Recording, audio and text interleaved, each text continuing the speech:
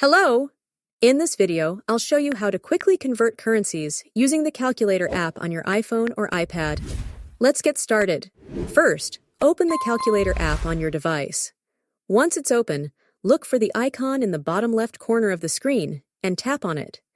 This will reveal some additional functions, including the built-in currency converter. Now, toggle on the currency converter to activate it. Once it's activated, you'll notice default currencies displayed at the top of the screen. Tap on one of the currencies to bring up a full list of available options. From here, select the currency you want to convert from. Next, choose the target currency you want to convert to. As soon as you enter a value, the calculator will instantly show the converted amount. It's quick and straightforward. If you need to switch currencies, simply tap the currency selector again and choose a new target currency. This flexibility makes it easy to convert amounts, no matter where you're traveling or shopping. And that's it! If you found this tutorial helpful, be sure to hit the like button and subscribe for more iOS tips and tricks. Thanks for watching, and I'll see you in the next video.